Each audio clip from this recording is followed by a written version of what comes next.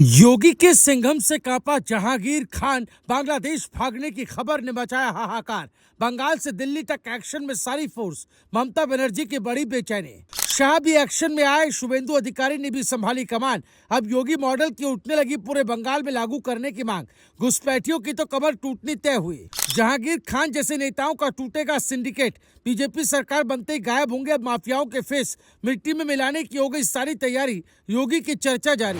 जी हां, बंगाल में अब योगी मॉडल वाला इलाज देखने को मिलेगा या नहीं, ये तो आने वाला वक्त बताएगा। लेकिन इस वक्त पूरे राज्य में जिस नाम की सबसे ज्यादा चर्चा हो रही है वो योगी और उनके सिंघम कहे जाने वाले अफसर अजय पाल शर्मा का है।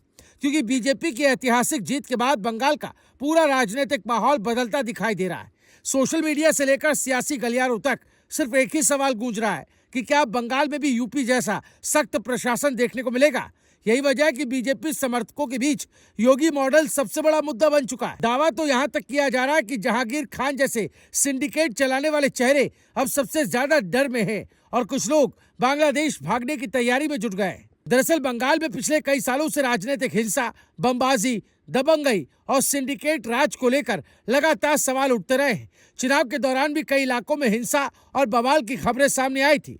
बीजेपी ने पूरे चुनाव में इन्हीं मुद्दों को सबसे ज्यादा उठाया। योगी आदित्यनाथ ने अपनी रैलियों में साफ कहा था कि बीजेपी की सरकार बनने के बाद गुंडों को कानून के सामने झुकना पड़ेगा। यही वजह है कि अब चुनावी जीत के बाद बीजेपी समर्थकों के बीच ये चर्चा तेज हो गई कि बंगाल में भी यूपी जैसा सख्त एक्शन देखने को मिल सकता है। कई जगहों पर सोशल मीडिया पोस्ट वायरल हो रहे हैं जिनमें बुलडोजर मॉडल लागू करने की मांग की जा रही है। सबसे ज्यादा चर्चा अब अमित शाह की रणनीति और शुभेंदु अधिकारी की भूमिका को लेकर हो रही है।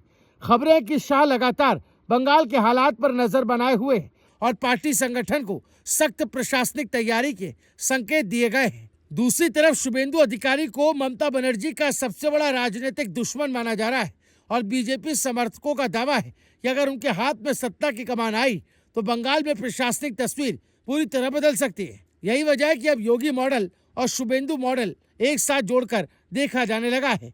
इसी बीच योगी के सिंघम कहे जाने वाले अजय पाल शर्मा का नाम भी तेजी से चर्चा में आ गया।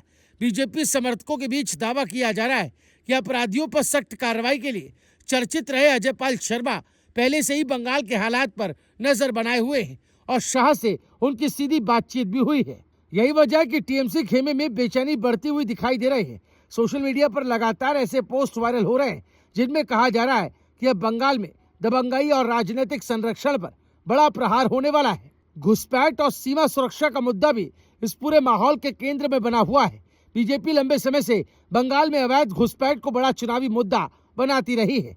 योगी आदित्यनाथ ने भी अपनी सभाओं में इस मुद्दे को जोरदार तरीके से उठाया था। बीजेपी नेताओं का दावा है कि सीमावर्ती इलाकों में अवैध घुसपैठ ने सुरक्षा व्यवस्था पर बड़ा असर डाला है। यही वजह है कि बंगाल में सख्त कार्रवाई की मांग और तेज हो चुकी है। बीजेपी समर्थकों का कहना है कि अगर योगी मॉडल लागू हुआ तो सबसे बड़ा असर घुसपैठ और सिंडिकेट नेटवर्क पर पड़ेगा। महिला सुरक्षा और राजनीतिक हिंसा का मुद्दा भी लगातार चर्चा में बना हुआ है। संदेश खाली जैसे मामलों को बीजेपी ने पूरे चुनाव में जोरदार तरीके से उठाया और दावा किया कि बंगाल में महिलाओं को सुरक्षित माहौल देने के लिए सख्त प्रशासन जरूरी है। आज चुनाव नतीजों के बाद बीजेपी समर्थकों का कहना है कि बंगाल में सिर्फ सरकार नहीं बदलेगी बल्कि पूरा प्रशासनिक सिस्टम बदलने वाला है। फिलहाल बंगाल में माहौल पूरी तरह गर्म दिखाई दे रहा है। एक तरफ बीजेपी समर्थक योगी मॉडल लागू होने की उम्मीद जता रहे हैं तो दूसरी तरफ टीएमसी खेमे में बेचैनी साफ दिखाई दे रही है।